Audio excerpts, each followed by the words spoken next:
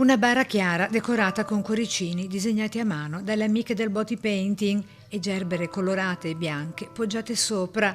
All'uscita dalla chiesa di San Marco Evangelista di Miraporte, il sagrato si è trasformato in un palcoscenico. Tra lacrime e visi solcati, tutti in rosso come lei avrebbe voluto, sulle camicie, sulle gonne, sulle labbra e persino sui capelli. Attorno le sue amiche body painters arrivate da ogni parte d'Europa.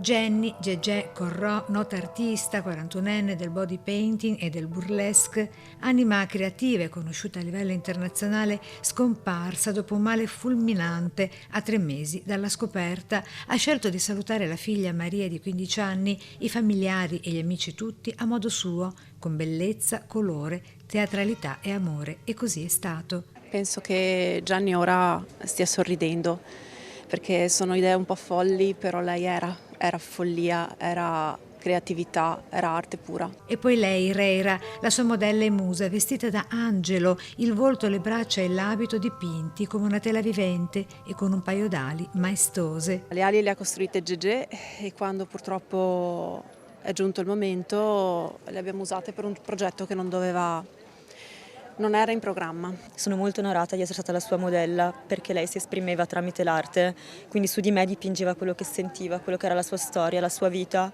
e quindi ho potuto portare e vedere quello che lei sentiva ed era veramente un universo di pensieri. Il nostro angelo sul palcoscenico, senza di lei non potevamo andare in scena. Il sorriso più bello. La nostra piccola, sempre sorridente, sempre felice, sempre piena di energia.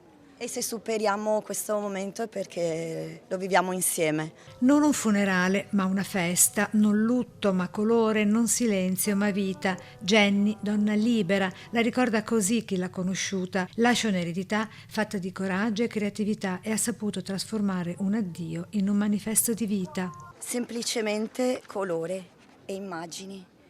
Tutte noi insieme. Momenti in scena, momenti dietro le quinte, noi.